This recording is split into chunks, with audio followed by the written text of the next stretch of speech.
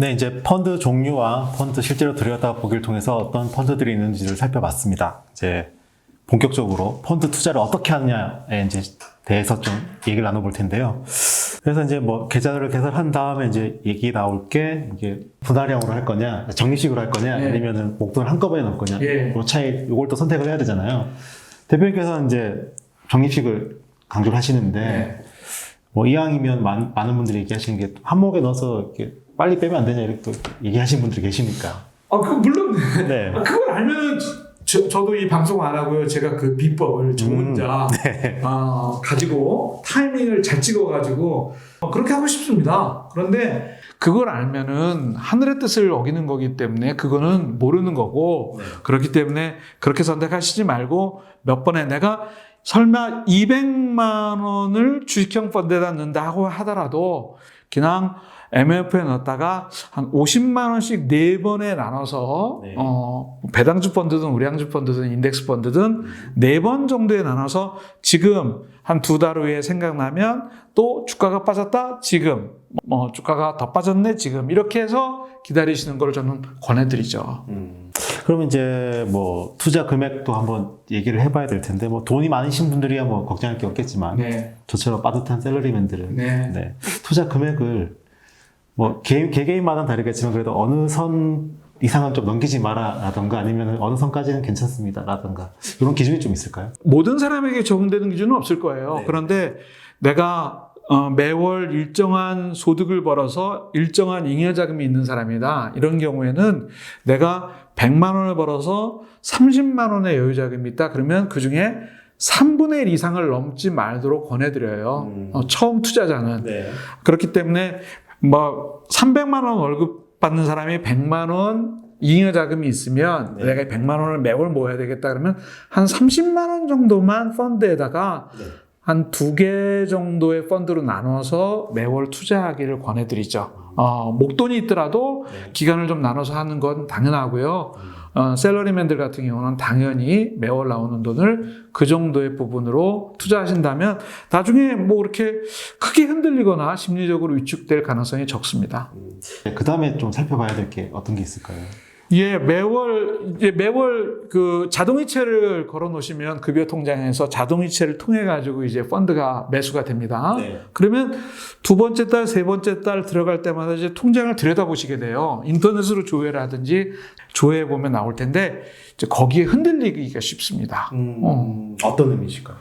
왜 그러냐면 첫 달에 10만 원을 넣었으면 10만 원으로 찍히거든요. 그렇죠. 두 번째 달에 10만 원을 넣었는데 네. 원금이 20만 원인데 19만 원으로 찍혀요. 그러니까 두 달 합쳐 20만 원을 투자를 했는데 네. 내 통장에는 19만 원으로 나온다. 네, 만 원 손해 본 거죠. 그건 왜 그런 걸까요? 그 주가가 떨어져서 이제 평가 금액이 줄어든 거죠. 네. 아, 여기서 이제 얘기를 좀 더 해봐야 될 게 기준 가격인 것 같은데 네, 그 펀드의 가격을 지금 얘기를 하시는 거잖아요. 네 그렇습니다. 펀드 가격도 주식처럼 이게 매수와 매도에 따라서 정해지는 건가요? 아니면 다른 방법으로 정해지는 건가요? 예, 펀드를 투자하실 때는 기준 가격이라는 것에 근거해 가지고 좌라는 걸 구입하시는 건데 좀 어려운 개념일지 모르겠는데 여러분들이 그 펀드 가격이라는 건 그 펀드의 평가액이 매번 달라지기 때문에 그 달라지는 것들을 표현하는 것이 이제 기준 가격이라는 건데 네.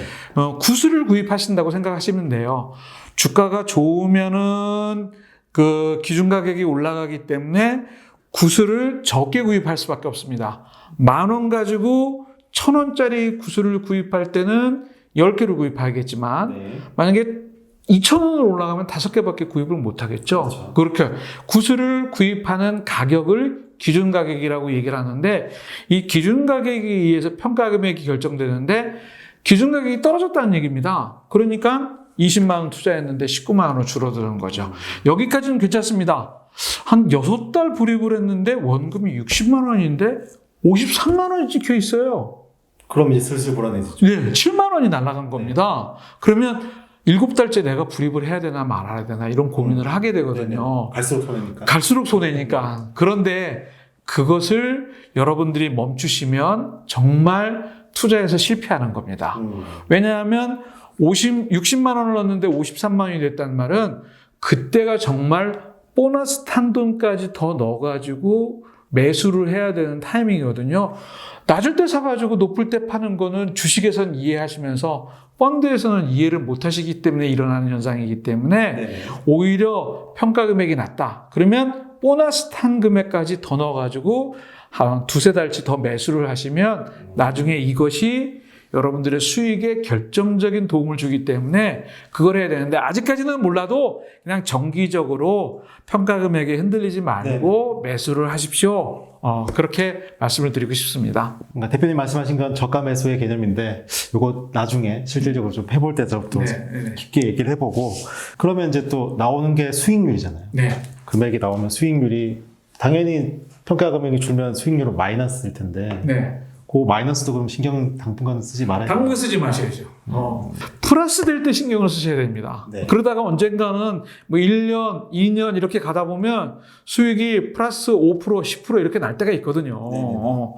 만약에 그 수익률이 났을 때, 내가 이거 3년 동안 자동이체를 걸었는데 2년 만에 수익이 났네?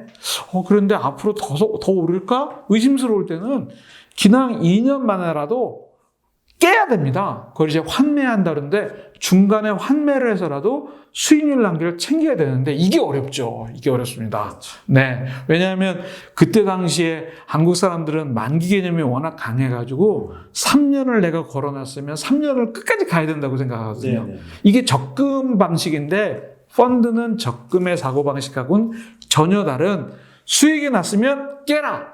이것도 굉장히 중요한 원칙 중에 하나입니다. 주식을 샀다가 주가가 올랐을 때 파는 것처럼 그렇죠. 펀드도 수익이 나면 팔아야 됩니다. 그렇죠. 그렇습니다. 네. 네, 오늘은 조경만 대표님과 함께 펀드 가격이 어떻게 정해지는지까지 살펴봤는데요. 그럼 다음 편에는 대표님이 말씀하신 것처럼 실제 수익이 났을 때 어떻게 해야 되는지와 환매 방법에 대해서 한 번 더 자세히 얘기 나눠보도록 하겠습니다. 감사합니다.